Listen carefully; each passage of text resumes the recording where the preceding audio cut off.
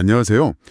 오늘 저희가 살펴볼 내용은요, 여러분께서 공유해 주신 자료들을 바탕으로 보험 시장의 흥미로운 변화들을 함께 좀 파헤쳐 보겠습니다. 이게 금융생활하고 또 안전에 직접적인 영향을 줄 수 있는 그런 회심 정보들 위주로 골라왔으니까요. 좀 복잡하게 느껴지는 보험 소식들 오늘 쉽고 명확하게 이해하는 시간이 되면 좋겠습니다. 자, 그럼 바로 시작해 볼까요? 가장 먼저 역시 제일 궁금해하실 내 돈. 그러니까 보험금 관련한 최신 소식부터 짚어보겠습니다. 올해 상반기에요. 주요 5개 손해보험사들의 보험금 부지급률. 이게 뭐냐면 보험사가 보험금 지급을 거절한 비율인데요. 이게 모두 낮아졌다는 반가운 소식입니다. 삼성화재가 1.35%로 가장 낮았고요. 현대해상은 1.61%에서 1.38%로 개선폭이 가장 컸어요. 전반적으로 보면 보험금 받기가 예전보다는 조금은 수월해졌나 이렇게 볼 수도 있겠는데요. 네, 그렇죠. 일단 수치상으로는 긍정적인 신호로 보이긴 합니다. 업계에서는요, 백내장 수술비 관련해서 대법원 판결이 있었잖아요. 그 이후에 관련 청구가 좀 줄어든 거, 이것도 영향이 있고, 또 보험사들이 내부적으로 심사 기준 교육이나 가이드라인 같은 걸 좀 강화하면서 관리에 들어간 영향도 있다고 보고 있습니다. 아, 그런 배경이 있었군요. 네. 근데 여기서 우리가 좀 더 생각해 볼 지점이 있어요. 그러니까 이 부지급률이 낮아진 게 단순히 특정 항목, 예를 들어 백내장 같은 거, 국어 청구가 줄어서 그런 건지 아니면 전반적인 심사 기조 자체가 정말 소비자 친화적으로 바뀐 건지는 이건 좀 더 지켜봐야 합니다. 그래서 여전히 약관 꼼꼼히 확인하시고 필요한 서류 잘 챙기시는 거 이건 중요합니다. 아, 그렇죠. 단순히 숫자만 보고 안심할 건 아니네요. 그 배경까지 봐야 한다는 말씀이시군요. 자, 보험금을 잘 받는 것만큼 또 중요한 게 이걸 어떻게 안전하게 관리하느냐 하는 문제일 텐데요. 마침 메트라이프 생명이랑 하나은행이 보험금 청구권 신탁 서비스 확대를 위해서 협력한다는 소식도 있네요. 이게 그 사망보험금을 신탁회사가 관리하면서 약속된 조건에 따라 이렇게 나눠주는 그런 방식이죠. 맞습니다. 그게 핵심인데요. 그러니까 사망보험금 지급 후에 혹시 생길 수 있는 가족 간의 어떤 분쟁이라던가 아니면 관리의 어려움 같은 거 있잖아요. 그걸 미리 막는 데 중점을 둔 서비스입니다.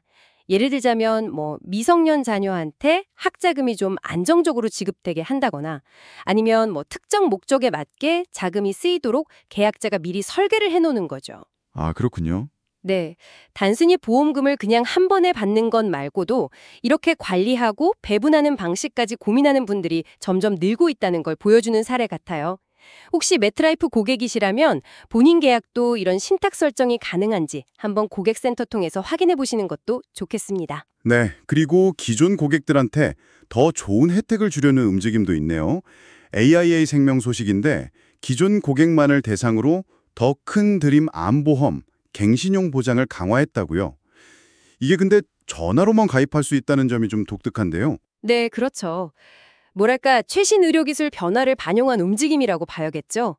말씀하신 대로 다빈치 로봇 수술 특약이 새로 생긴 게 눈에 띄고요.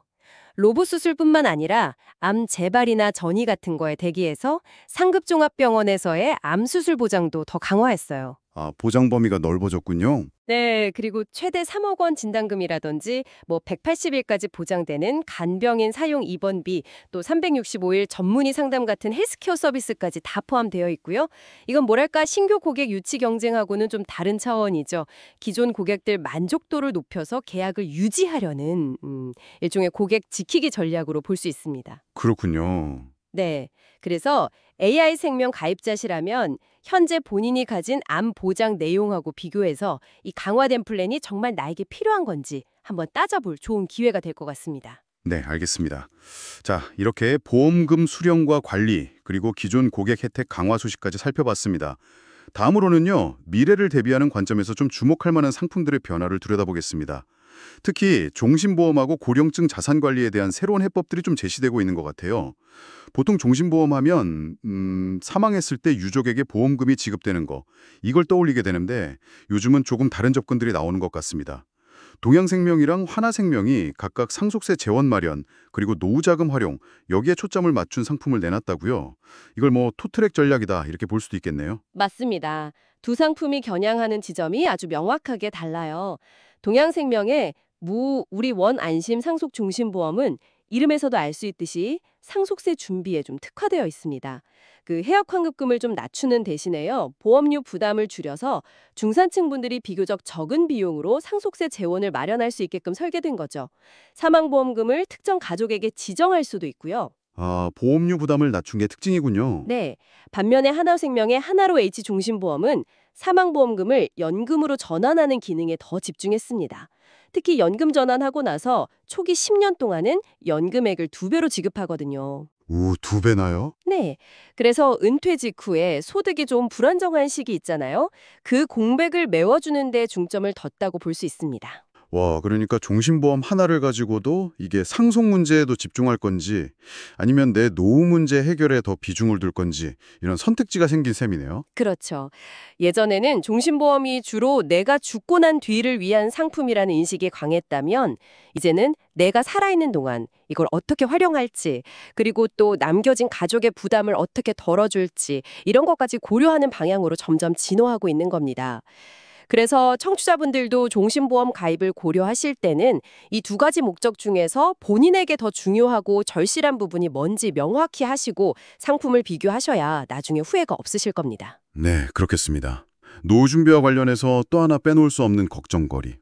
바로 치매 같은 질병으로 인해서 금융자산을 제대로 관리하지 못하게 되는 그런 상황인데요.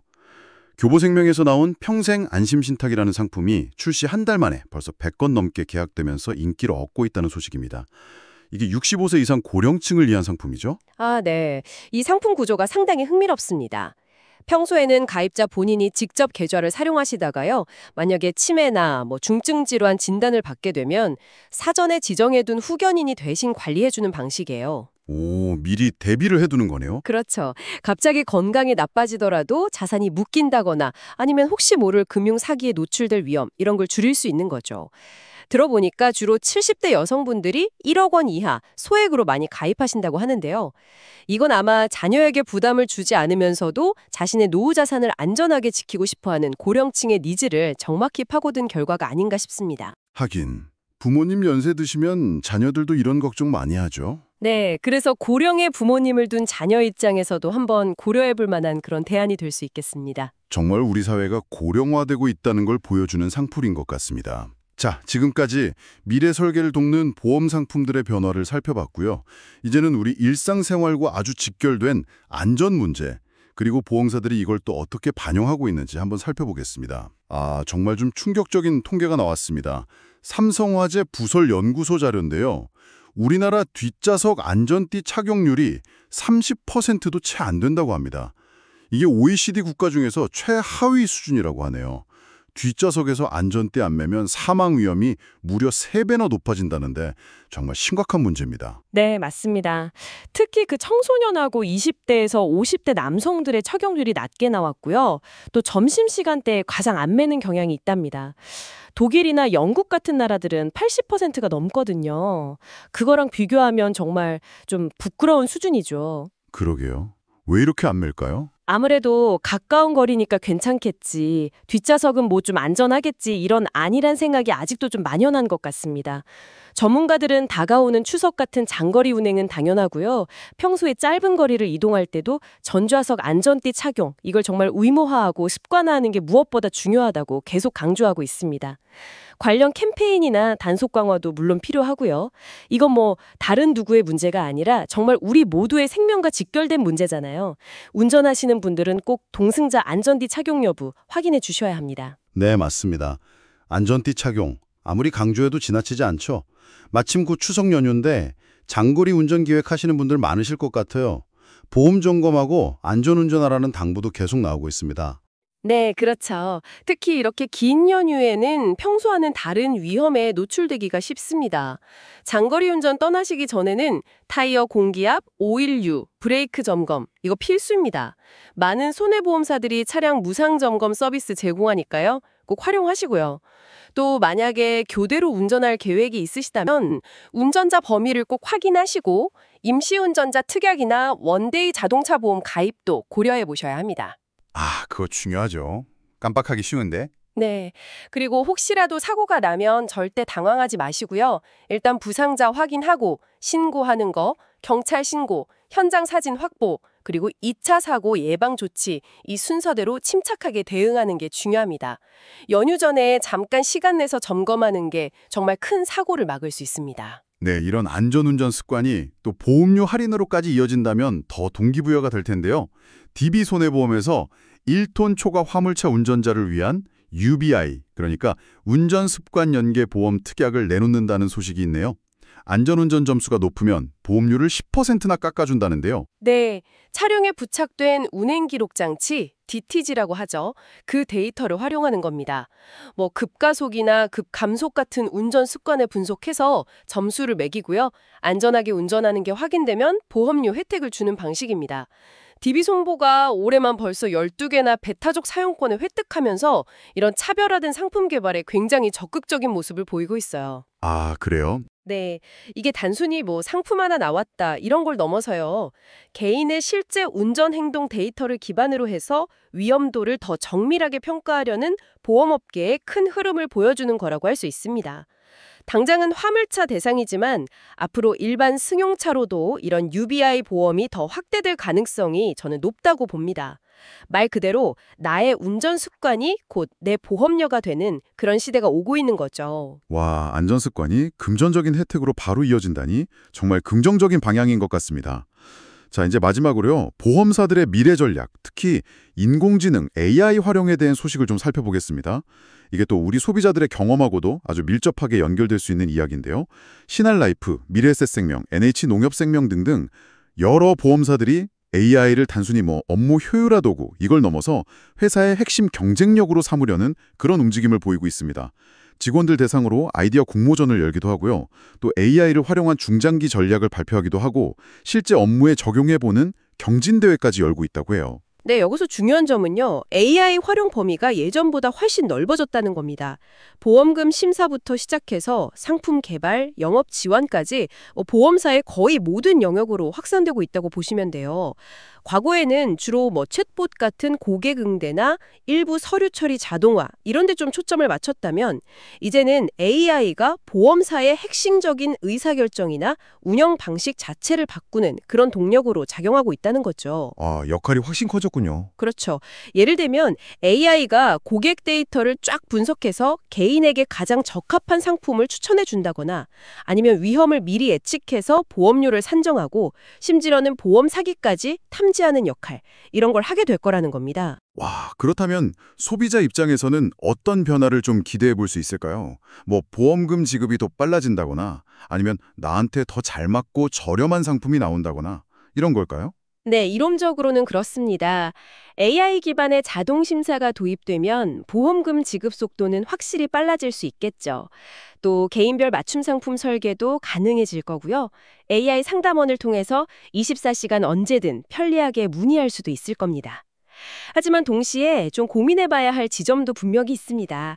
예를 들어서 AI가 분석하는 데이터의 공정성 문제라던가 혹은 AI가 고위험군으로 분류한 사람들은 보험 가입이 더 어려워지는 그런 디지털 소외 문제 같은 것들이 발생할 수도 있거든요. 그런 문제점도 있을 수 있겠네요. 네. 그래서 기술 발전이 가져올 여러 긍정적인 측면과 함께 이런 잠재적인 부작용에 대해서도 좀 사회적인 논의와 대비가 필요해 보입니다. 정말 흥미로우면서도 우리가 깊이 생각해봐야 할 문제인 것 같습니다. 오늘 보험금 지급률 변화부터 시작해서 신탁 서비스, 또 새로운 형태의 종신보험, 고령층 자산관리, 안전띠 문제와 UBI 보험, 그리고 마지막으로 AI 도입까지 정말 다양한 소식들을 살펴봤습니다. 보험 시장이 정말 빠르게 변화하고 있다는 걸 다시 한번 실감하게 되네요. 맞습니다. 오늘 저희가 다룬 내용들을 쭉 관통하는 키워드를 꼽자면 역시 변화, 그리고 대응이라고 할 수 있을 것 같습니다. 보험사들이 저마다의 방식으로 이런 사회 변화와 새로운 위험에 대응하면서 상품과 서비스를 계속 진화시키고 있는 거죠. 네, 여기서 우리가 계속해서 던져봐야 할 질문은 아마 이것 같습니다. 이러한 보험사들의 변화들이 정말 우리 소비자들에게 더 나은 가치, 그러니까 꼭 필요한 보장을 합리적인 가격에 제공하고 더 편리하고 만족스러운 경험으로 이어지고 있는가 하는 점 말이죠. 단순히 기술이 발전하고 상품 가짓수가 늘어나는 것 자체에 만족할 게 아니라 그 결과가 정말 우리의 삶에 실질적으로 긍정적인 변화를 가져오고 있는지 이걸 계속해서 좀 주목하고 따져봐야 할 것 같습니다. 네, 오늘 저희 분석이 여러분의 현명한 보험 생활에 조금이나마 도움이 되었기를 바랍니다. 감사합니다.